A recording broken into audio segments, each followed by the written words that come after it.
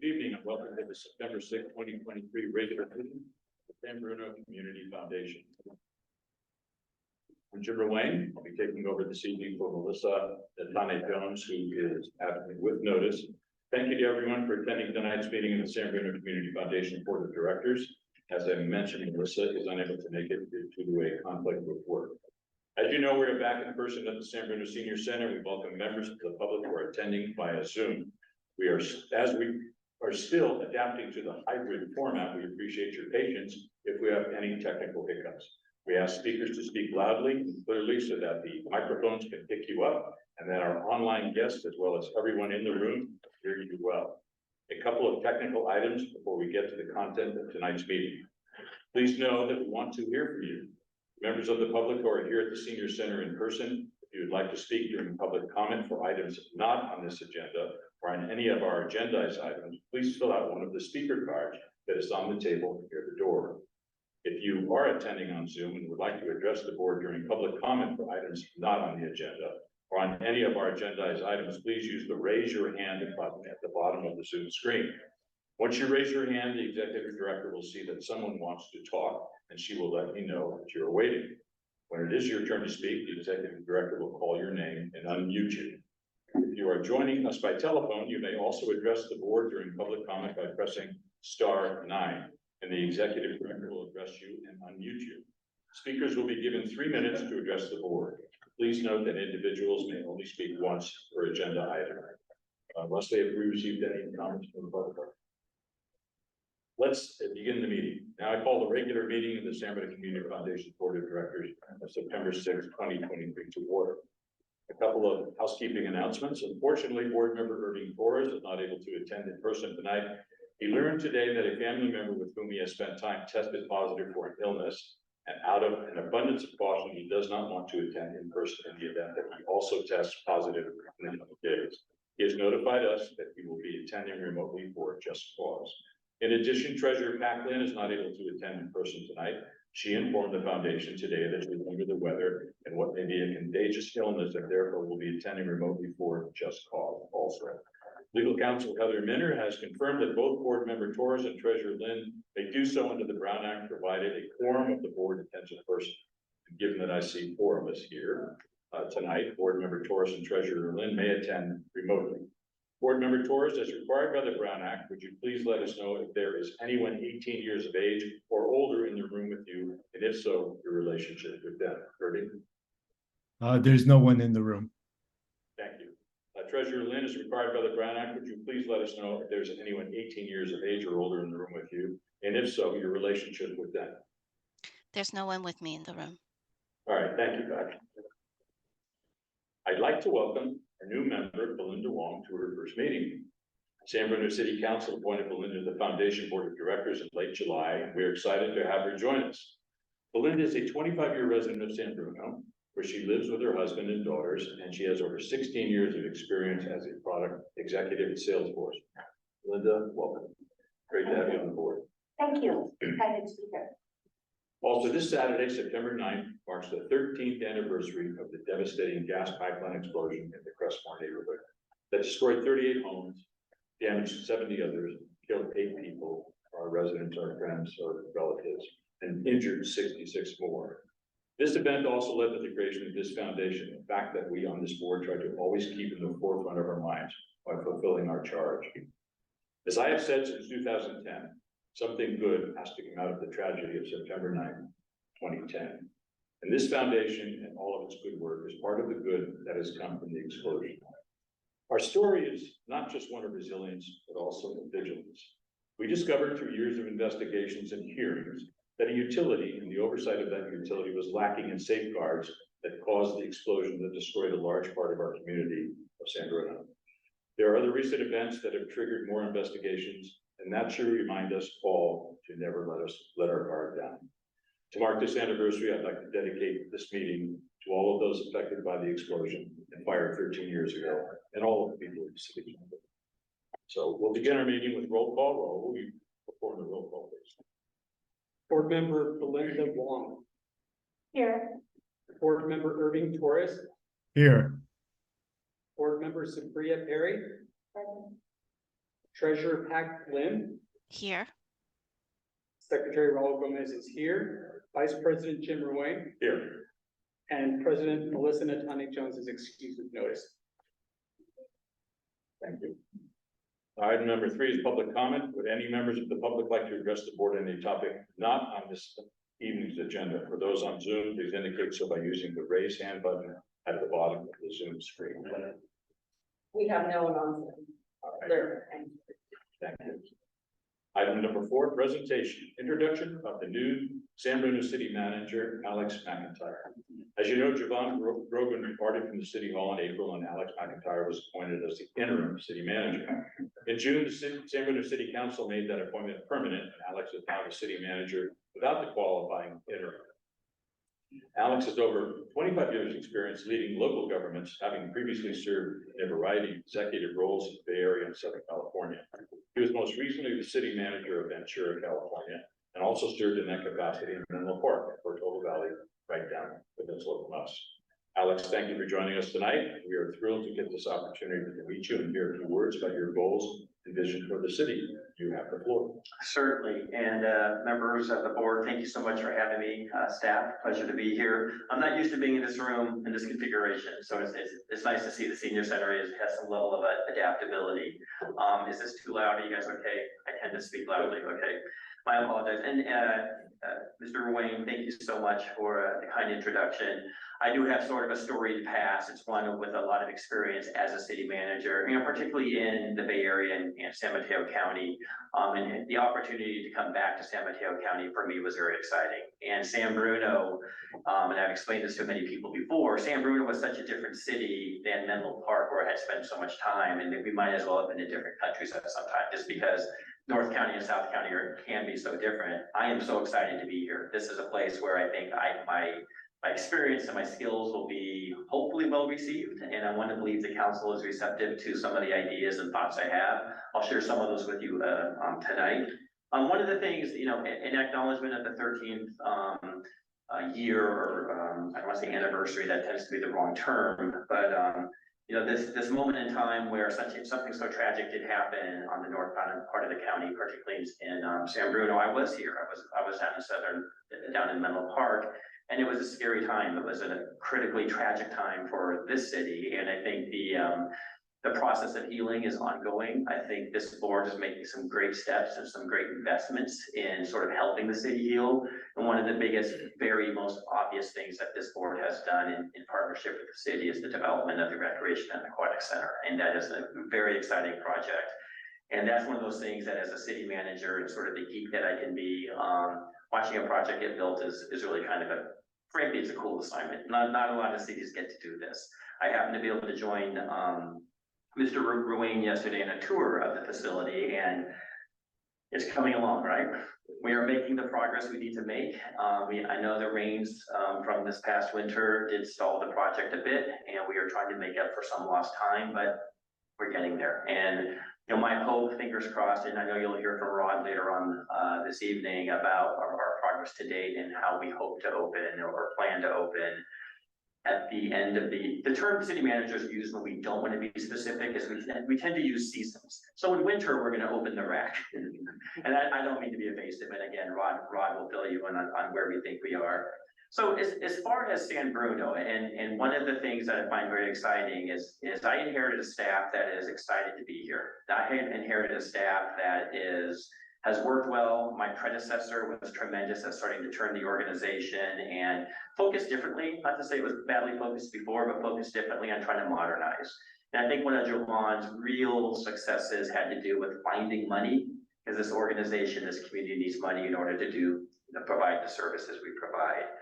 I have a couple of visions, and as a new city manager, I've stepped in many times before, and I've learned hard lessons that I don't walk in with my values and tell the organization what my values are and how they're going to get in line with my values. That is a recipe for failure. I will not succeed if I walk in and say, this is how it shall be. My values are important, but the values of the organization and the community are equally important. So I have to acknowledge and respect what those are, understand what those are, and try to figure out how do I mold myself into this broader place called San Bruno. I have sort of three basic interest at this time that I'm gonna focus on as city manager.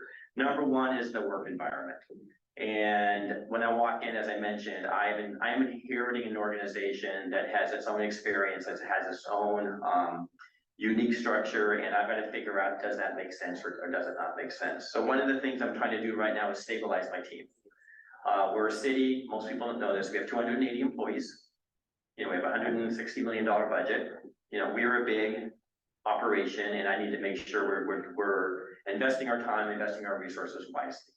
And so stabilizing my team, I had 2 department head vacancies when I got here. And that becomes a struggle trying to figure out what is it I need to make this team most effective. And we had a chief financial officer vacancy when I got here, and I had a community services director vacancy when I got here. My CFO is somebody, fortunately, I just hired, and he just joined us Tuesday. And he unfortunately was supposed to join us last week, but like a few other people, maybe some on the Zoom call, found themselves suddenly unable to come to work and needed to get themselves better before they showed up to work. How's that for being vague? I gotta respect him in this process. So Nick Figueros joined our team as the chief financial officer, and some of you, if you've been with the city long enough, may know Nick. He used to be the assistant finance director for the city when he left here about, I think it was about a decade ago. And he was excited about coming back and rejoining the team, rejoining the organization, and had worked with Nick before. Nick was my administrative services director in Menlo Park, and eventually became my assistant city manager. So I brought someone back to the team who knew the organization before, understood the general structure of the finances before, generally knows what we might need to do to get our finances even stronger. And then Nick and I, because we knew each other, he walks into a place where at least he has the knowledge of the guy who's his boss, and I have the knowledge of my very key appointment of a chief financial officer. The other appointment I just recently made is a gentleman named Travis Carlin as our city's new community services director. And he takes over from Ann Matolo, who left us the same day Joe Bond left.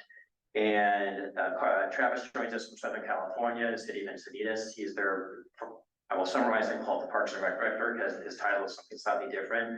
But he runs sort of the parks and recreation services for the city of Encinitas, which is a beach town in San Diego County. He's very excited about coming here, and he too found himself dropping out of the recruitment process because he too found himself suddenly with a condition that did not allow him to interview for a position. And I didn't allow that to stop us, so we figured out how to get the interviews done, and he prevailed. So stabilizing my executive team is very, very important. Another thing I'm trying to do is understand the organization I inherited. The people I have in the organization, they make or break me, and they make or break the organization. They're the ones who deliver the services, the frontline people who you see every single day. I need to understand who they are, how they operate, why they are here, how do we make their work environment even better. So we're doing what we call an employee engagement survey right now. And it's confidential, it's anonymous.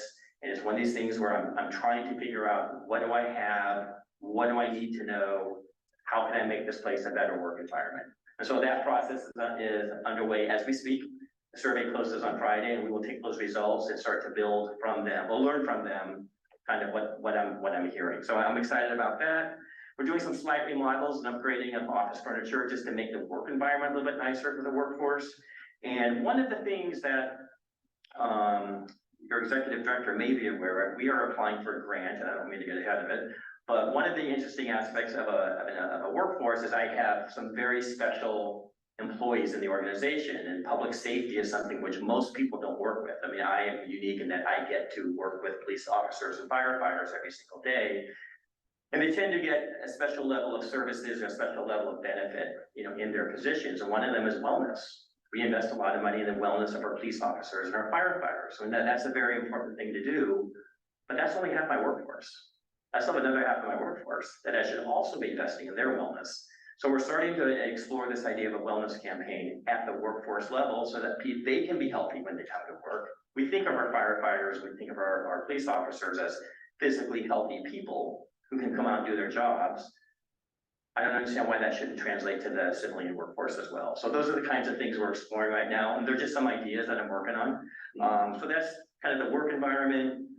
I'm here as a city manager. I work for an elected city council by 5 bosses, and they are elected by 46,000 technically elected by 46,000 people, but 46,000 people who call San Bruno home are their bosses, their constituents, and really trying to figure out, as I mentioned earlier, the community.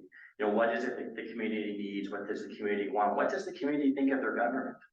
And a lot of this is hearsay, it's anecdotal. The council members, I think, tend to know sometimes, sometimes not, just depends. So we're launching a community survey. It'll be on the streets on Monday. And it's a statistically valid survey, which is done via telephone and via mobile devices, so that we will, for about a week, we will be out on the streets, finding out from residents, what do they think of our community? What do they think of their government? What do they think of the services we're providing? Are we doing them well enough? What else should we be doing? So that survey will be hitting the streets, and we will take that information and start to build towards our budget next year, figuring out, hey, the community is asking for something here that maybe heretofore we just hadn't done a great job in investing in. So that will be sort of that feedback loop for me to say to the council, we have new information. You know, the RAC, of course, is a big deal. It's a very big deal to this community. It's been a long, I can say this more anecdotally. I've heard this from a number of you. This has been a long discussed project, and getting it off the ground, I guess, took a couple of levels of effort, and now we are here at the final strokes, and we're going to get that thing open. I think the community is watching closely. They're watching with, you know, bated breath or anxious arms to get in there to do the kinds of things they want to do. Another thing that several years ago, this community adopted a 0.5-cent sales tax, and while it's a general sales tax and the council can choose to do with the money as it pleases, the focus really is on streets and roads right now, really investing in getting our street system up to snuff. And we are in the process, and you will see through fall and winter, a lot of investment in that. We've started some slurry sealing recently. You may have run into that in the streets. This is the big asphalt project next. It's a $5 million investment. So council is very anxious to get that project on the ground and running. So those are a couple of items from the community itself. I think finally, the last thing I'm really focusing on is what I'll call fiscal stability. And, you know, Jovan, my predecessor, did a great job of infusing money into the organization. We need to figure out how to manage it in a manner that we can prolong it and stretch it out. And so a lot of the efforts I'm going to be making with the CFO is how do we find a way for fiscal sustainability in a way that's reliable and dependable, and really getting the council to understand what that means and what that means in the world of trade-offs. So those kinds of conversations are the ones I'm having. I will tell you, I'm working very well with my council. I won't speak for them if they're working well with me, but right now I believe it's going well. I think I have a council that is interested in what I have to say. They seem to be interested in what I've done in my past and how it might apply here. So those are the kinds of things I'm looking for. And then finally, the question Leslie had asked me as well to be prepared for was the relationship between the city and the foundation. And we are uniquely tied. We're uniquely tied by an event. And that event, of course, is very critical, very tragic on the one hand, but I think as Jim has mentioned, you know, how do we get something positive out of it? How can we take a tragedy and turn it into something positive? And I think those steps are great steps. I think Leslie is one of the very first people I met when I got here, and I think she and I are working well together in the sense of having the conversations. I'm the new guy who has ideas, but not necessarily well grounded yet because I don't know where I am. So I might just throw something out here and Leslie will react and say, yeah, it's interesting. I know what that means when someone says it's interesting. But it's this idea of, you know, even simple things like, how do we open the rack? What does that look like? Are we just going to open the door one day and turn the lights on? Will there be a giant party? Will there be a series of parties? Will there be, you know, of course we'll do ribbon cutting, so we do those really well. But what else might we do to really celebrate this effort? And I do know there's an upcoming question for this board with regards to what is next for you. What is your next project? What is your next level of investment? What does it look like? I would hope that I could be a resource in that process and in providing the feedback that could help provide some level of guidance to you, or at least information to you as you're making a decision on what's next on your docket. So I'm here in the spirit of partnership. I'm here in the spirit of wanting to work together. I hope that so far I'm maintaining that spirit and that energy. And if not, I'm sure I will hear, because the public is very interested, always interested in giving me feedback. So with that, thank you all very much. I'm happy to answer any questions, but this may not be the time for questions. But if not, I have a dog in the car who needs to go home. So. in deference to your dog. No, thank you very much. We really look forward to working with you going forward. You have a lot on your plate, but it looks like you're able to manage it. So does the board have any questions or comments? Welcome, anything from the public, Leslie? Okay, well done. Thanks, Ally. All right, thank you so much. Good luck tonight, everyone. Our next item is number 5, approval of the minutes of June 7th, 2023, our regular special board meeting. Secretary Gomez. Thank you. So in your meeting packet tonight are minutes from our June 7th regular special board meeting. Do we have any questions with the meeting minutes?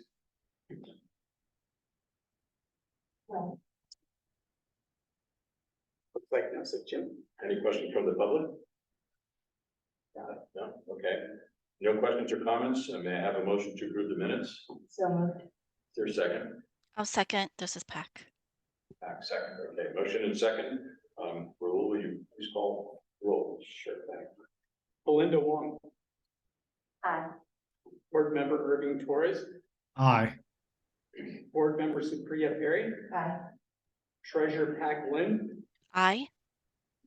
secretary Raul Gomez is an aye, vice president Jim Ruane, Aye. and president Melissa Natani Jones is excused with notice. Okay, thank you, Raul. Number 6, our next item is the executive director's report. Good evening, everyone. Wonderful to see such a full room. I have a written report in the meeting packet, which I won't go through verbatim, but just want to highlight a couple of items. First, our fiscal year 22-23 audit. Accounting consultants, Frank Bittner and I have closed the fiscal year 22-23 accounting books. The fiscal year concluded at the end of June. And together we submitted the preliminary set of materials that our auditors at Novogradac and Company always request from us. We did that in late August. They've already sent a second set of questions and documents they needed. We've submitted that and we're waiting for any additional requests they have. Novogradac is committed to preparing a draft for the audited financials by October 10th. And the audit committee will meet on Monday, October 16th at 4 p.m. at City Hall to discuss the audit with the Novogradac team. Novogradac's Lance Smith will join us at the November board meeting to present the financial statements to the board. Second item is our foundation board appointments. Just want to also welcome publicly our new board member, Belinda Wong. The city council appointed to the foundation board in late July. I had the pleasure of doing an orientation session with Belinda. She also met with our council to get briefed on some of the legal issues. And I know I speak for the entire board in saying that we welcome you and look forward to working with you. And hope you will find this to be a great experience on your end. I also congratulate President Natani Jones, Vice President Ruane, and Secretary Gomez, who the City Council appointed to their second 4-year terms, which will begin on January 1st, 2024. And I want to say thank you to Treasurer Lynn and Board Member Perry for participating as our representatives on the interview panel with the City Council of all the board applicants. That process was concluded in July. Third item is the annual report. I'm working on the Foundation's 2023 annual report right now. Hopefully it will go to the print and mail house by mid-September, and then we'll hit mailboxes in San Bruno at the beginning of October. We do send it to all residential and commercial addresses around town and then have stacks at some of the city offices. So it's readily available throughout the community. That is my report for tonight. Great, thank you, Leslie. Any questions, board for Leslie? Anything from the public? No questions from the Okay. public. Right to item 7, our consent calendar. We have 2 items.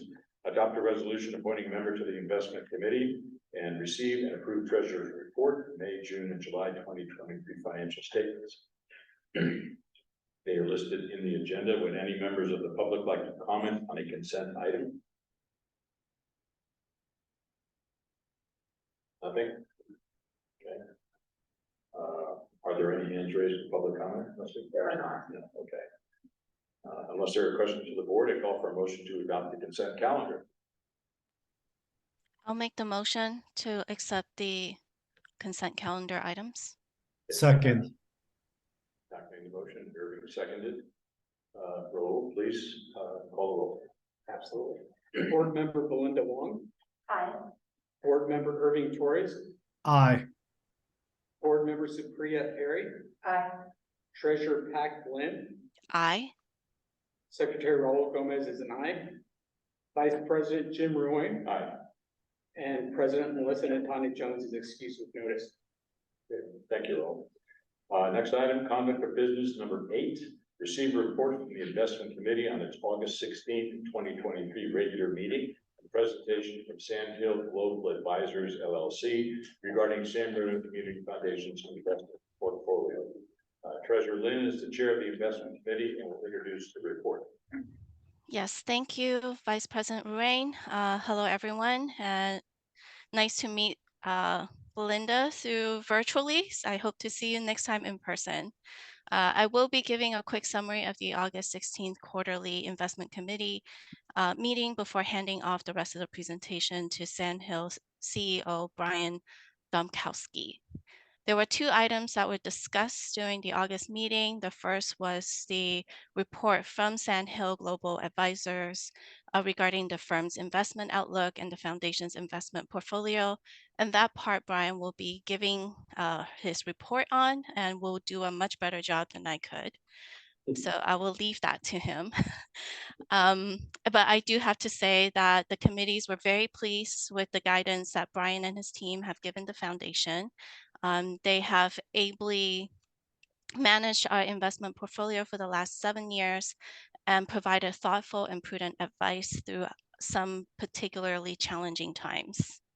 The second item we talked about was related to the cash flow needs and the regarding the RAC grants, and that is going to be discussed later, so I will not cover that either. And now I just wanted to jump right in, and it is my pleasure to welcome Brian Domkowski, the CEO of Sandhill Global Advisor, and Kristen Sun, the Senior Wealth Manager, our main contact at Sandhill and a San Bruno resident, which I think is a plus. Brian will be giving the presentation, so I'm now going to let him take it over. Thank you, Treasurer Lynn and members of the Board of Directors for the opportunity to speak with you all this evening on the market environment that we're all navigating through and how your portfolio is allocated to optimize for your circumstances, as well, of course, as the opportunity to report out to you and to members of the public the results of all the labor that goes into this effort and how that has positively impacted the foundation's mission over time. So with that, I think we'll just start with the big picture and jump right in. And we've discussed a lot of this in a very in-depth way with your investment committee. We've just chosen the 4 most salient recent slides that we thought would really cover things just for the sake of brevity for this audience. And the most important one really is this slide. This has been the critical question over the last year, whether or not the Fed's actions would push us into a recession or not. And that has really driven much of the market action of the last year. And this is a heat map that looks at the core drivers of economic activity, employment, industrial production, retail sales, things like that. And obviously red is contraction and green is expansion. And you can see what a recession looks like back when the pandemic first hit in 2020, that deep red line. And you can see the rest of the world as it unfolded. And although things have been back and forth, there really has been little to no evidence that a recession would unfold. That is a belief that we have maintained in how we've had your portfolio structured. And the primary reason for that is actually the next slide, which is the employment market is like none other that really anyone in this room has ever seen in their lifetime. This is the strongest employment market in 60 years. And what this map chart actually shows is the number of job openings in this country divided by the number of people seeking employment. And obviously employment varies regionally, it varies by individuals' own circumstances. We're just looking at this in the aggregate. And what this tells you is there's 9.6 million job openings and only 5.7 million people looking for employment. There's 1.6 jobs available for every person who is currently unemployed. This is remarkable, and it's never occurred, as you can see on this long history of this chart. And what it's told us is, hey, you can always get a recession, but it's very hard to get a recession when you have full employment. And so this is one of the key reasons that we have maintained the position that we have on your behalf in your portfolios. On the following page is just a quick look at how we think the growth environment will unfold. And we're looking for 2 to 3% economic growth going forward. As a matter of fact, the U.S. economy is accelerating here in the second half. We just got a new estimate this morning for a 3.1% GDP number for the third quarter, up from 2%. So we are certainly going in the right direction. We're not looking for any remarkable acceleration until the Fed pivots away from its very restrictive stance. But for now, we think we're going to be operating in a moderately positive environment in the going forward period. The Federal Reserve on the following page, this is a look at what they've done. This is the interest rate cycle over a very long period of time, and you can see this giant parabolic move over the last year to 18 months. The good news is that the Fed is done, or almost done with their actions, and what this chart shows you is what the market thinks and what the Federal Reserve itself thinks over the coming period, how interest rates are going to change. And that's a good thing. It's been a painful reset for bond investors, but the good news is you can now earn 5 to 6% on your bond portfolios and 5 to 6% on your cash. And that's something we haven't seen for 15 years. And that should be a good thing in terms of the stability of your returns going forward. And they've been doing this because of the inflationary environment. Just to have one last slide on the macro here. And I think everybody's aware that we've had a huge surge in prices in the post-pandemic period. That's because of some of the policy decisions that happened during the pandemic period, as well as some disruptions. But what this chart, the good news in this chart, is that you can see the peak was a year ago, June. We are still in an elevated inflationary environment, but we are certainly moving in the right direction. And the expectation is that inflation should be 3 to 4% in the coming period, which, if that's the case, you certainly don't need a 5.5% Fed funds rate. So interest rates are expected to come down by mid next year, and that should be warmly received by stock and bond markets. So before we talk a little bit about how that environment has impacted your results, we wanted to spend just a moment talking about the structure of your portfolios. And this is mostly to remind the public about how things have been put together on behalf of the organization. And the assets have been deployed into 3 separate portfolios: the quasi-endowment, the strategic pool, and the liquidity portfolio. The quasi-endowment is meant to be managed into perpetuity. It has a very long time horizon.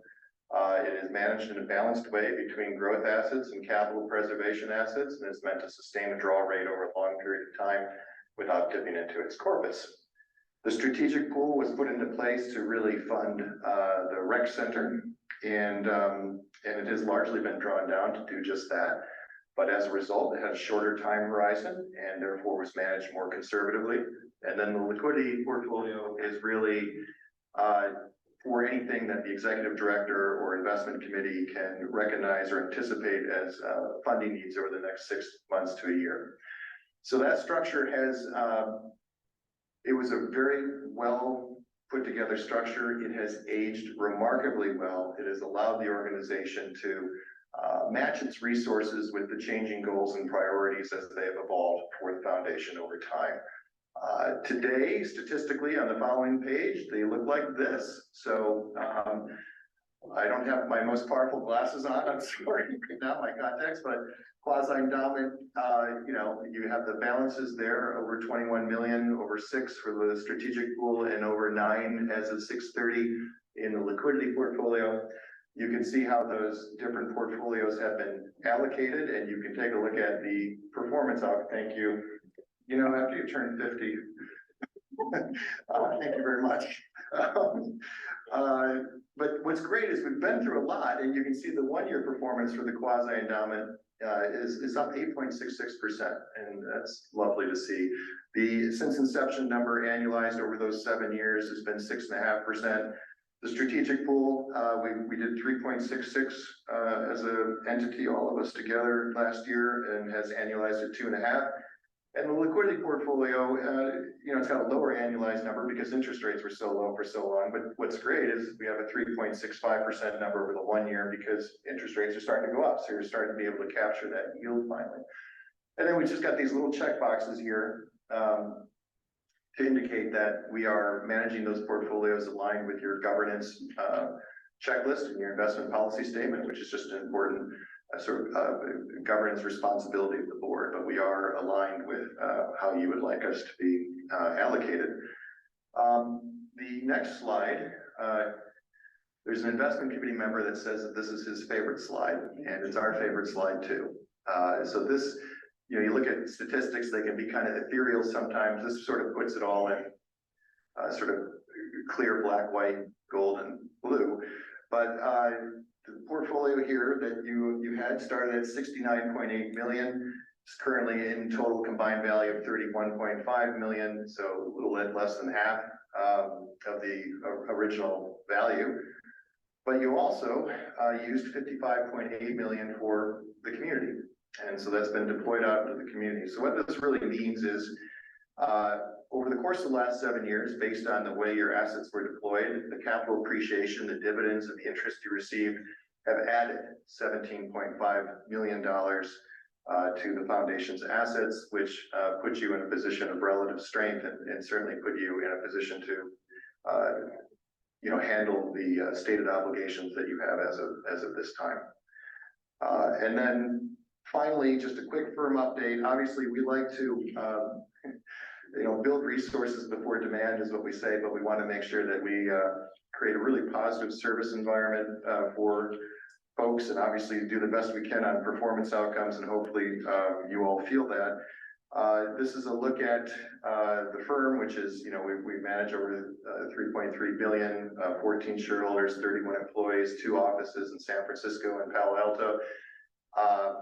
And obviously an independent fiduciary, and it's been an absolute honor to serve as your fiduciary partner in the management and stewardship of these assets. And I think with that, I will, on behalf of all Sand Hill, I'll just thank the board for their service to the community and conclude our formal remarks. If there are any questions from the board or members of the public, we would be happy to take them. Thank you, Brian. Just for the record, looking back, 50 was a piece of cake. 50 was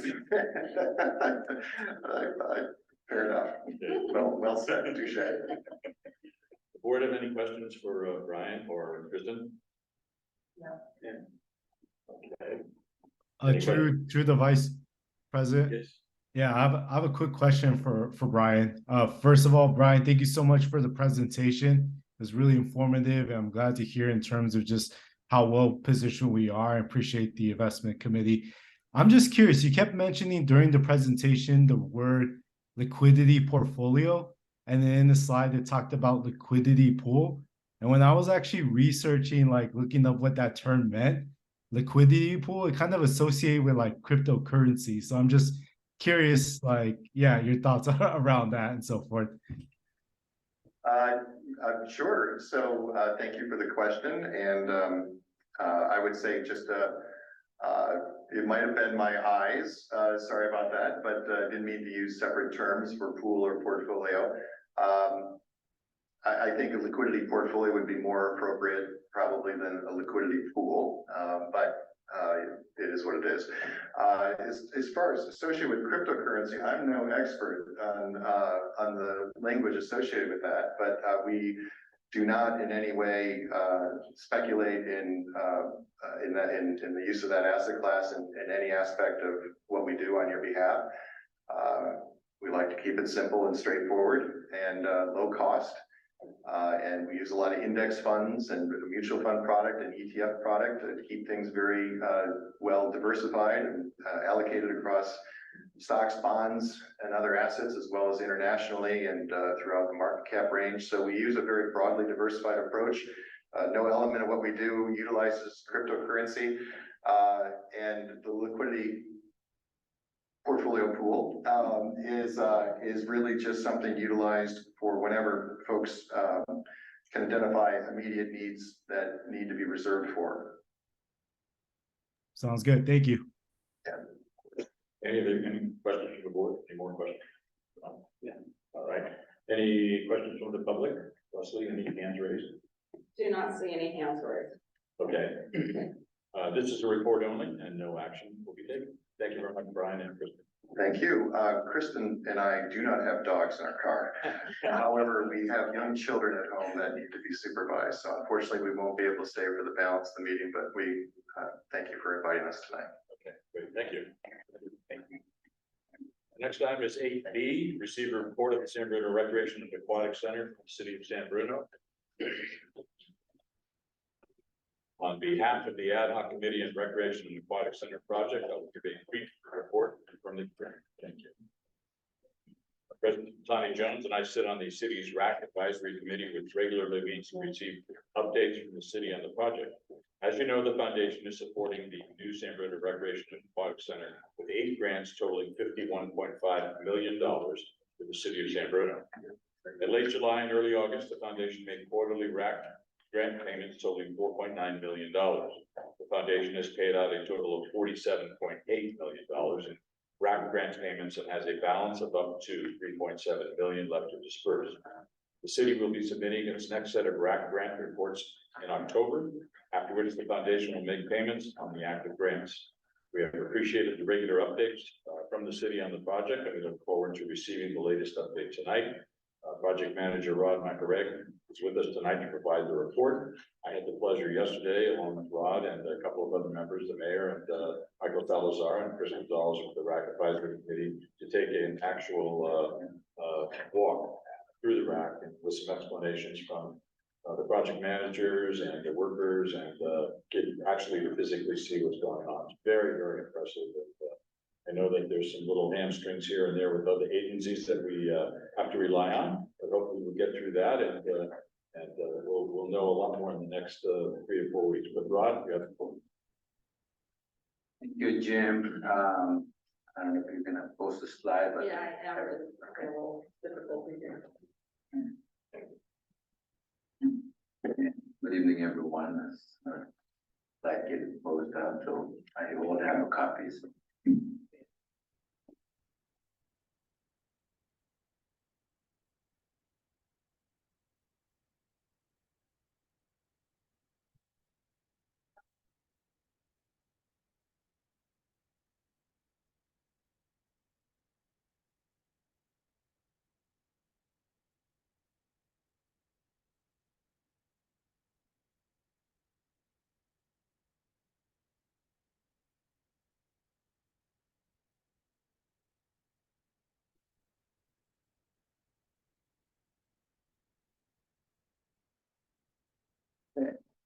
Thank you again, and good evening, everyone. Great to see everyone. Hopefully, everybody's enjoying the summer break.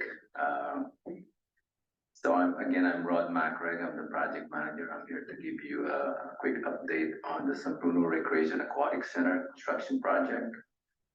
We do have an agenda. I'm not going to go through it. I'd like to show you some of the slides that's taken place. These are standard slides. Started with the project information. As we know, we started in September 2021. We are slated to be substantially completed by end of December this year. End of July, we were about 76%. So probably at this time, we're close to 80% or more completed. You can see the photos down below comparing the progress of June 6th and August 30. And the next photo, the next slide will also show you the comparison of June 6th and September 5 photos. You can see a lot of work has taken place. The roofs, the exterior wall, the pools, we're in there now. It's all in there. There's a lot of materials being delivered. The next slide will show you kind of a close look of the building. As you can see, the natatorium is in full swing. Exterior wall, the roof is all ongoing. The gymnasium, community hall, the roof is pretty much going. The flat roof is complete. We're working on the inclined roof. As we're doing that, we're doing the exterior wall. As we're roofing the area, getting a weatherproof, we're also working inside the building, trying to put in the drywall, covering the inside now. And then the next slide will kind of show you this is the top view of what we're at as we work on the building. We're working on the outdoor pools. We're working on the PG&E area where those red lines is. We're gonna show you more about that in the next photos. We have the bridge mounted on the two bridges mounted and over the creek. We got done with the irrigation. We're trying to prepare for planting now. I'll show you some photos of that as well.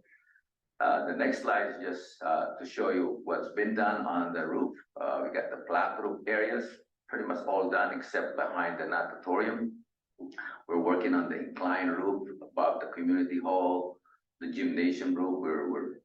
We're done with that. We're just waiting for the metal roof to get in, but we have to complete some of the roof as well. The natatorium is being worked on as well, putting some of the insulation. The next slide will show you progress on the exterior wall. I'm sure you have seen this as you drive by. Some of the finishes is being applied. Some of the areas for the veneer wall is already being ready.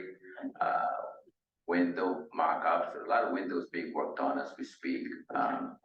Just the bottom of a picture show you, just to share you a little bit, we have some sheeting that you saw that it was yellow and then becomes blue, and that's the water spray, the waterproof spray, and then we have foam being put in, and then you have some kind of a stack of finish to go with it. And the next thing is we're gonna be painting that with the right color.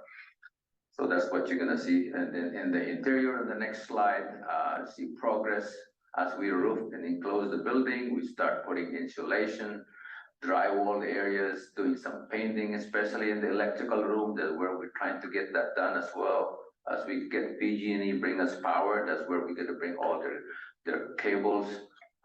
We're working on the stairs on a couple locations and a lot of windows being worked on. The next slide is the natatorium. As you can see, the pool shell has been completed with tiles on it. After we get all the tiles in, we start working on the top deck, and at the same time working on the scaffoldings to go up to the roof, complete the mechanical, electrical plumbing, put in some fire sprinkler, paint the trusses, and things like that. That's while all the top deck of the pool is being worked on as well. So that's a lot of things going on simultaneously. While doing the natatorium, the indoor pool, on the next slide, you will see the outdoor pool being worked on as well.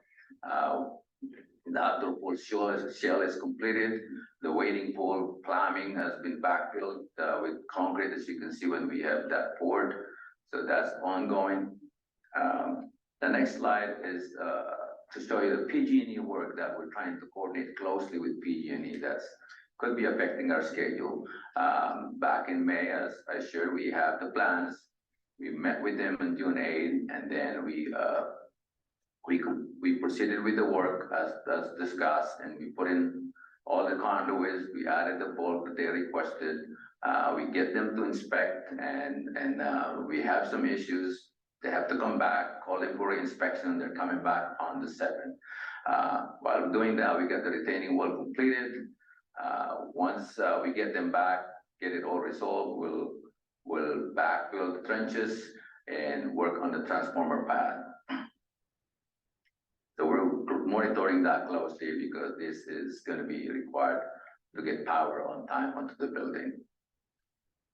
The next slide is just to show you what's going on in the creek area. I told you as I mentioned, the bridge has been mounted. We're gonna finish that with some decking. While we're doing that, we're also completing the irrigation. We are completed the bioswale cleanup. We're getting ready to do some planting as we speak.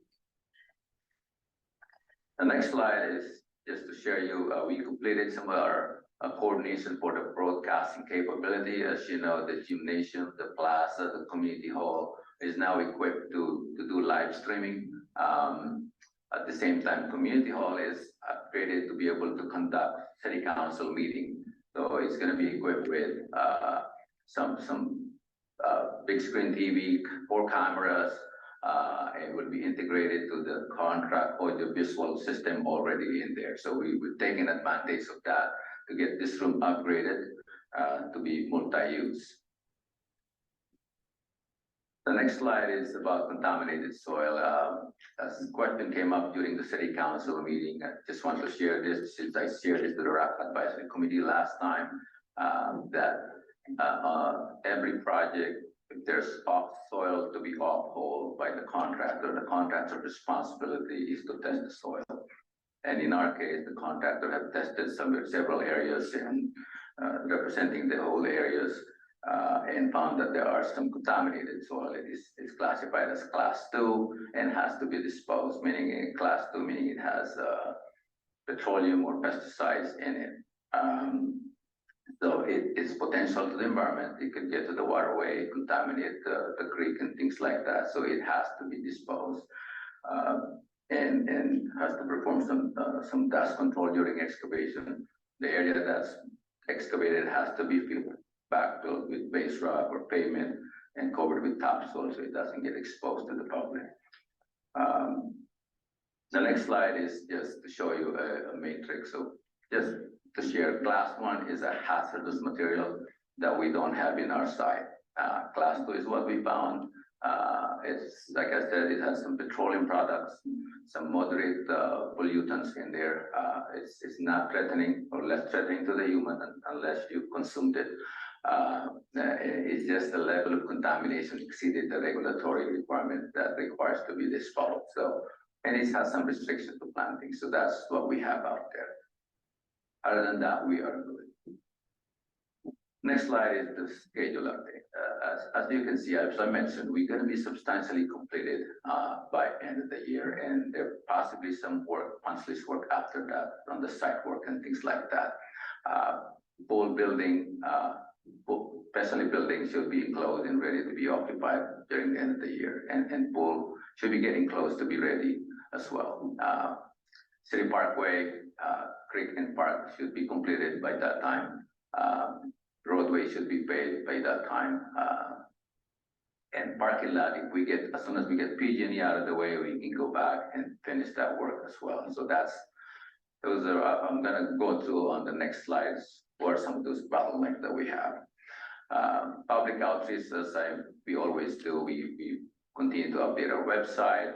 We use changeable message board, detour signs, communicate with Google navigation system, build contacts out there. We have representative, we respond to calls, emails. In this presentation, just to let you know, the City Parkway will continue to be closed time to time for some of the deliveries and work on the parking. Not included here is Crystal Spring. We will be closing that in the next couple of weeks for 1 or 2 days to deliver some of those heavy equipment on top, mechanical equipment going on the roof of the raft. So you're gonna see that happen. So what's happening in the next 30 days? Like I said, we're gonna continue finish the walls, exterior walls especially. We'll work on the roof, get that all enclosed. So the goal is to get the roof, the whole building enclosed and weatherproof. We'll work on the natatorium walls as well, as you can see in these photos. And while working on the inside the pool.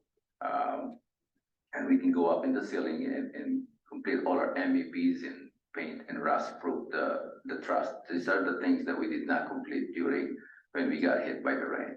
So we're going back and get that done. The next slide is just to show you while doing the indoor pool, we'll also be working on the outdoor pool. So you can see here, there's a lot of work going on while the indoor pool is getting worked on with people on the scaffold and people on the deck. We got the exterior wall with scaffold as well. While people working on the pool, we have chemical room to be worked on. We'll be grading around the area. A lot of this activity is now pretty much squished to get done this summer because of a lot of rain days that we lost during the early years. So it's just to illustrate that's a lot of work going on at this time, and the contractor is doing a great job closely coordinating that and working it safely as well. The next slide is just another area of bottleneck that we're trying to close out. The PG&E is our bottleneck right here. If we can get that okay, get it backfilled, we can get back and continue our generator and truss enclosure completed, and then go back and start finishing up our parking lot. And that's on this slide. The next slide is just the coordination of all the projects in this area. As you could imagine, we were trying to pave City Parkway. At the same time, we were also trying to pave Beckner Shelter Road. This is one of those adapted projects. And at the same time, we're trying to construct the traffic signal. We're gonna widen a little bit of that area to accommodate that. So we're trying to close coordinate that to minimize inconvenience as well as to have a nice finished product at the end. The next slide is an update on the traffic signal project. As you know, we're coordinating that. Last time we told you we are trying to purchase that signal pole, which we did. This is ongoing. We actually got some of those anchor bolts we could easily install as soon as the contractor is there. We have the project advertised. We got the bids, but we are rebidding them because there's some monopolies on the bids. And it's getting bid quickly. So we still have the time to do that. The next slide is the just update on the adapted projects on Beckner Shelter Road. So as you know, we added the repaving of Beckner Shelter and restriping the cul-de-sac of Beckner Shelter. And when we do that, it triggers it triggers all the attached pathway, like the ADA bridge path and the picnic area 14 ADA path. So we have to do that as well. And that's being added to this project. And we got the design for the repaving and of Beckner Shelter Road, and we're working on getting that completed and by this month and go to construction, negotiated with the contractor and be part of the paving schedule as well. And the rest is being worked on as shown in here. The next slide is the change order report. We have 3.1 million updated, approved to date, so end of July. A lot of those went to unforeseen, 40% unforeseen unknown condition, mainly contaminated soil as usual. And some of those are typical change order for resolution and discrepancies, and some owner requests, including the creek extension like that. So that's that. With that, the next slide is the project budget update. We are still operating with the 62,290,228. That is financed by 51.5 million from San Bruno Community Foundation. The rest is financed by various city funds, and it's broken down into three. So most of the San Bruno Community Foundation funds goes to the construction, which is the hard cost, and distributed on the soft cost as well as contingency. We have 36.21% left in the contingency to finish 24% of work, which is about 10 million worth of work to go the next 5 months, starting August. The next slide, with all of that stated, apologize with a lot of information here. I just want to give you a quick summary of where we at. As you can see, blue is what we have done so far. We're spent 63.79%. We still have 24% of work to do. That's about 10.4 million. As you can see, a lot of activity on the schedule below. Because of the rain, a lot of activities got squished in the summer. As you can see how packed the summer is, and a lot of this overflowing to the fall season. And it is as indicated here, the critical path. When we had the rain, we had the indoor pool excavation, and we got that as soon as we got the rain done. And we start doing the indoor pool right away during summer, and that got done, as well as the outdoor pool. And we got PG&E coming in, working, and all of that is important. When everything is enclosed, equipment is installed, we got to be able to put in our equipment and get it all tested, and we need power to get all that tested and inspected. So that's how critical it is. And then when we get that, we can start talking about commissioning, start planning for dedication and things like that. Of course, we have the city staff to come in, do some testing of the facility, training of the staff, be able to let people use it.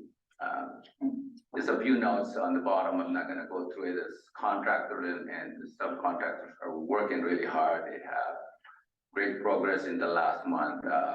We compare the progress between February to April and May to July, they have increased 26% of progress. I know August will be probably more, August, September, so that they're picking up the speed. The contractors have paid out of their own money overtime to expedite some of the work to keep up the schedule. As you can see how close all those school work areas are very tight. They're working side by side on top of each other safely, but normally done one after the other, but has to be done simultaneously now, because nobody wants to go beyond the winter time and get caught with that again. So it's important for them to get it done. So they're really spending their time and money to make sure it gets done. It is beneficial for them as well. We have about more than 10 trades working. We have 30 to 60 people working there on a daily basis in the last few months. Project management team, design team, construction management team has been working hard to unclog and clear on the roadblocks for the contractor to keep them efficient and productive. We have processed all the RFIs, change orders.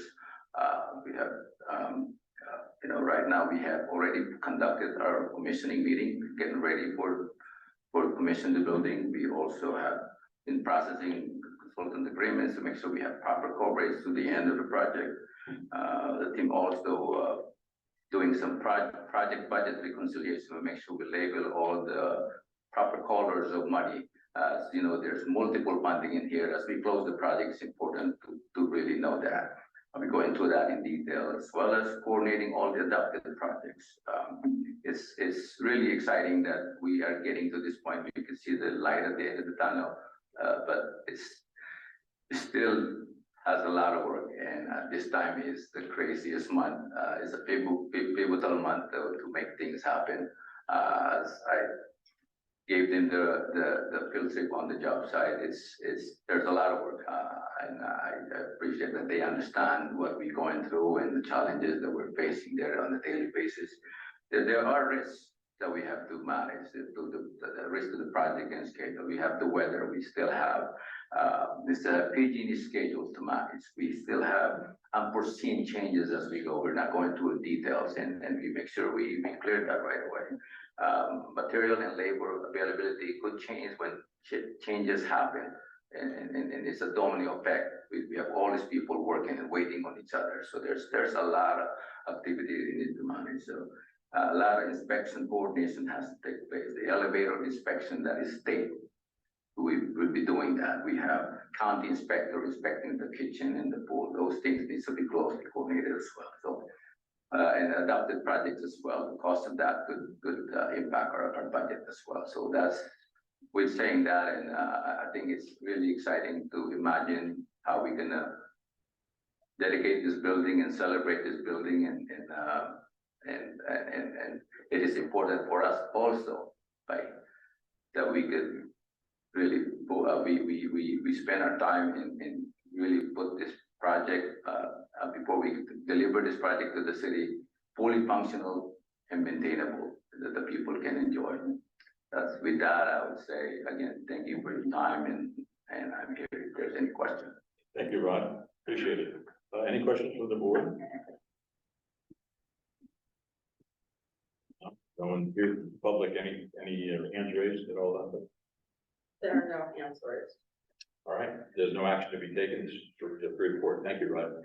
Thank you. Our next item is C, receive a report on the San Bruno Sister City trip to Narita, Japan, and adopt a resolution creating and appointing members to the ad hoc committee on the San Bruno Narita Sister City program. San Bruno and Narita, Japan have been sister cities since 1990. As part of that relationship, many San Bruno and Narita delegation, typically a group of middle school students and a couple of teachers and city officials, have visited the other city each year. These trips are amazing cultural exchanges where participants have the opportunity to learn about the other city's culture and people. And I had the honor and privilege of participating when I was the mayor. I will have to say it's very rewarding, and especially for the kids. The adults have a great time, but the kids are big. My son-in-law went, and he still talks about it. That was a long time ago. As a result of the COVID-19 pandemic, no delegation trips took place in 2020, 21, or 22. This July, in an effort to restart the relationship, a four-person delegation from San Bruno visited Narita for the first time since 2019. As a representative of the foundation, Secretary Raul Gomez was part of the delegation, and tonight he will give a report on the trip. After that, the board will consider a resolution to create a new ad hoc committee to research and consider ways in which the foundation could support San Bruno's sister city relationship with Narita, Japan, and as appropriate, return to the board with a possible strategic grant-making proposal to support such efforts. In past years, the foundation has awarded small community grants, 5,000 to 8,500 in size, to the city to support the exchange program. As the relationship enters a new post-COVID phase, there may be an opportunity for the foundation to continue its support of the Sister City Exchange program. Raul, tell us about your trip. Would love to. Do I need to go to the podium to do this? No. No, you're good. Great. So thank you very much, Jim. And I just want to echo what Jim had said and mentioned in that this really is an amazing program, not just for the students, but also for city council or really anyone who is involved in this program. Now for this, as Jim has stated, this was formally created in 1990, as Jim has mentioned. And again, we would send a delegation and of students actually to Narita in March, and then conversely we would actually send a delegation out to Japan in July, which I have to say is a very warm time of the year for a delegation to head to Japan. But again, it is just so culturally amazing that it just really doesn't matter that you're in the sauna for a whole entire week. The exchange program went on hiatus, just like a lot of things did for the COVID pandemic. And I'm happy to see that we are making strides to really have the program restarted. So for the trip to Narita, we have reignited the relationship in July of 23, as stated, and the San Bruno delegation included Mayor Rico Medina, Library Service Manager Barbara, and I'm going to botch her last name, I can't even try, sorry about my glasses, because I can't actually see that far. Parkside Intermediate School Teacher Ben Nowakowski, and of course myself, San Bruno Community Foundation Secretary Raul Gomez was present, of course. And you can actually see us, and that is a picture of us at City Hall, and they had this really great backdrop actually, and we thought that would be a really great photo op for us to take a picture in front of that great backdrop, if you will. So next slide.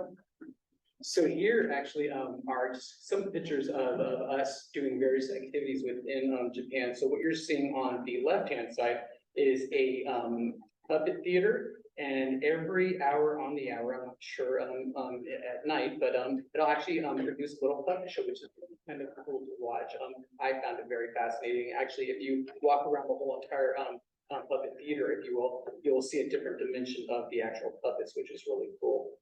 And then on the right-hand side, you'll see myself, Rico, Barbara, and Ben all standing in front of the San Bruno and Narita sister city sign, which they have actually in Japan, which I was really super excited and surprised to see that we actually have sister city and sister city signs as well. So that was really special to see. So another photo op that we had to take. And this here is the delegation with the Japanese delegation, if you will. So that's the city mayor, and he's actually holding a gift that Mayor Rico Medina gave to him, which is a key to the San Bruno city.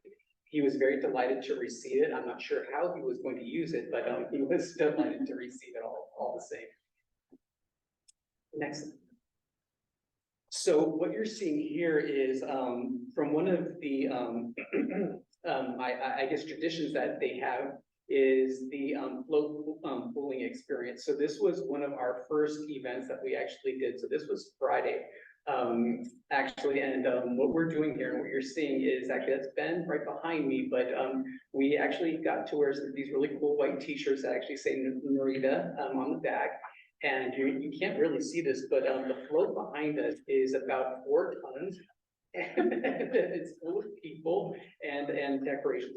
Quite beautiful, but it's very, very heavy. And if anyone knows me, I'm very competitive in I would say things that do with sporting events and things. So I really was committed to pulling that float up the hill. So I was drenched head to toe in sweat in that picture. So not the best picture, but again shows that we were really again pulling that float up the hill. But again, it's a tradition that has been going for almost over 200 years, and I was just so happy to take part. All of us were actually to take part in again the Parade Float Festival. This next picture is another event that we actually attended to, and this was a Ikebana flower arrangement class, if you will. So the from the left, middle, and right are Barbara, Ben, and my Ikebana, if you will, and it was just really super fun actually pulling that together, learning how to do that. And one thing that I'd just like to mention culturally as to how they operate in Japan, which is just very interesting, and that is Barbara, Ben, and I were in one room, while the mayor, Rico Medina, and the mayor from Japan actually were in a separate room, separated by closed doors. So it was very interesting to see how we were in one room and the mayors were in the other room. But this is where we all got together to take a picture. And one thing that I also would like to mention is if you see me actually to the right, the lady standing behind me, her name is Terry. And she's actually, unfortunately, a widower. Her husband passed about 1.5 years ago. And the only reason I know this is since she has actually taken up learning how to speak Spanish. And she took the opportunity to contact me and come up to me and converse with me in Spanish. So funny thing is that her Spanish was so, she spoke so well. We sat there for at least half of an hour and had a long conversation. And it was one of the highlights of the trip for me, was meeting her.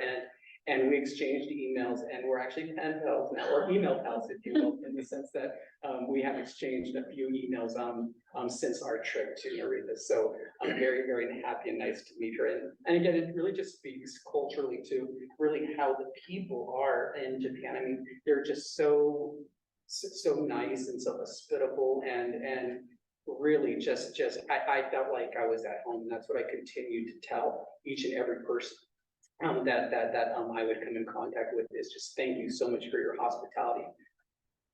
Next slide. So in here, this is the Narita-san Shin Shoshi temple that we actually saw. This was one of the first days. As you can see, I am actually standing actually right in front of the camera in the shade because I could not tolerate the heat. But everyone else was pretty much in the sun. But the temple was just absolutely amazing. I mean, it really took my breath away. It was just so beautiful, and I was just in awe of just about everything that I was seeing. Excellent. So actually, this is a combination of a couple things. So this is the Joni temple, if you will, and that's actually a Buddhist temple that we visited on the very last day. And on the right-hand side, that is a picture of me actually in Tokyo proper. So there was one day on Sunday where we got about maybe 6 hours of the itinerary where we were able to go into Tokyo and have a little bit of fun and see a little bit of the city. So that was really special as well. And the next slide is at the again the Joni temple. This is again the Buddha temple. This is where was really cool is we got to stencil, and actually with ink and a pen, we were able to actually draw out one of the little sketches that you're actually seeing of a Buddha. So that was also equally as important, or not important, but fun, and just really again culturally just again so enriching.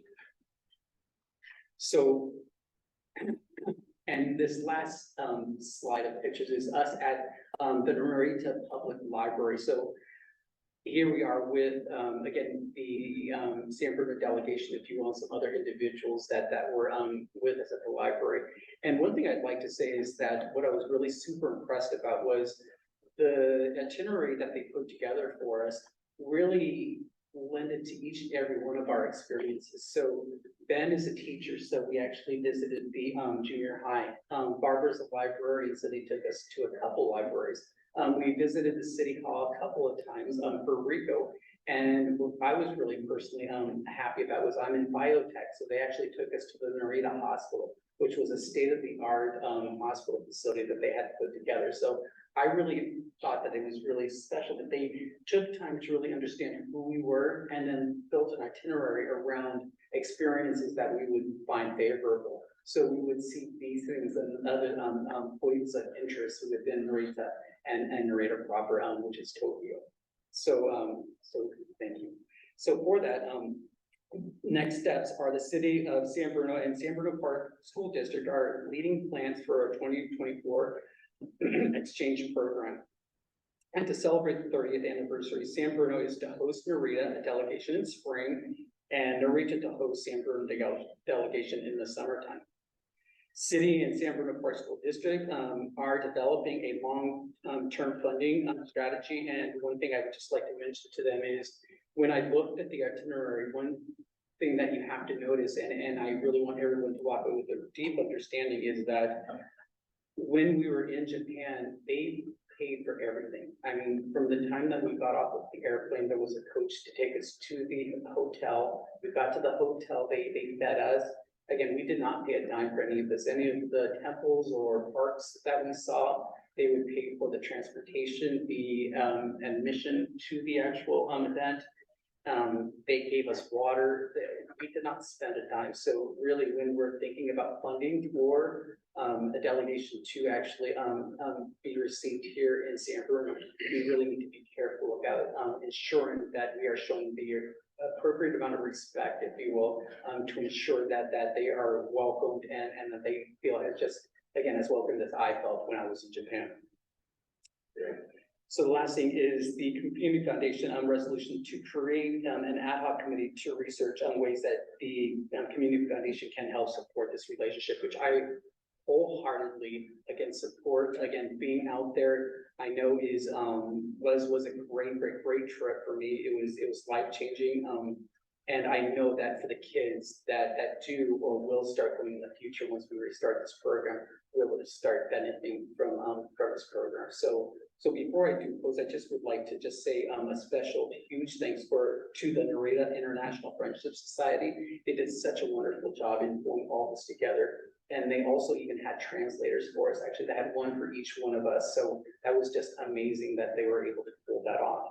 And then also the Narita City Council, they were just so, like I said, warm and welcoming, each and every one of them. By the end of the trip, I mean, I had one of the council members calling me a baseball brother because we had to baseball. They really loved American baseball, and we were just talking about all things baseball. So it was just a really not just a trip to really remake the program, but also just a bonding experience for all of us. And I'm really happy that for the first time, a member from the Community Foundation was actually part of the delegation for the Japanese trip. So that's the end of my report. Any questions?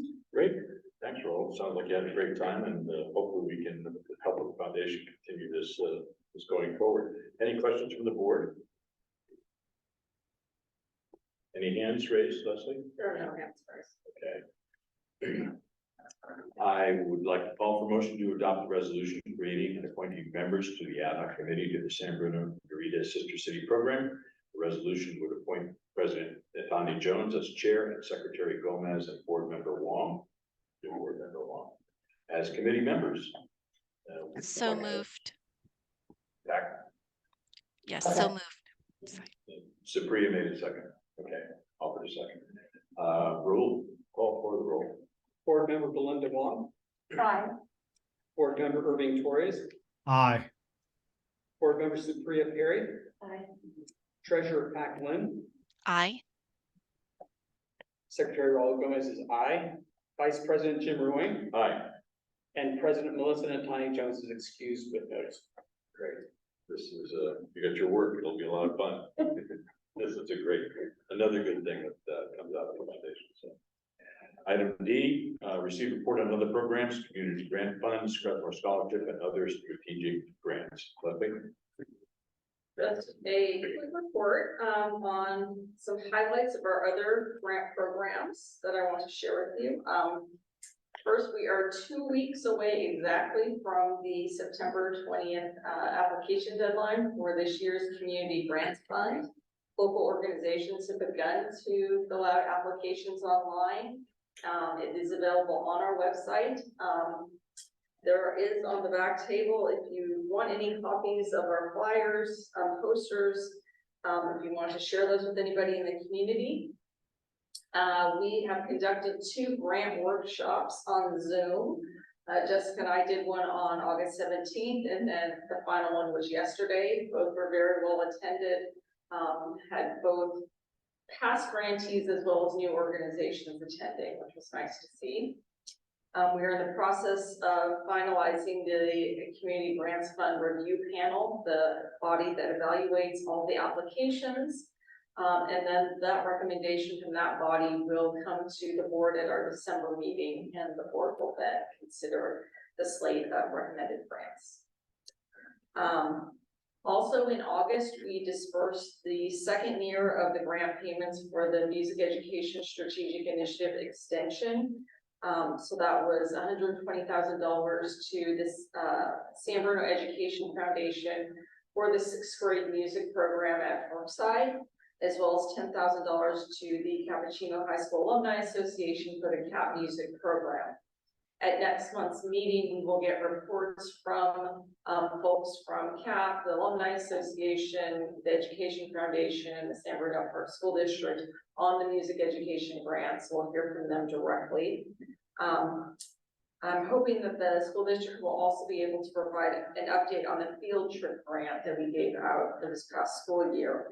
The school district did not spend all the funds this past school year, and so they've requested an extension, and we're in the process of allowing them to continue to use that funding in the coming school year as well, to make sure that all of those funds are used up for the intended purposes. So that's what's going on with our other programs.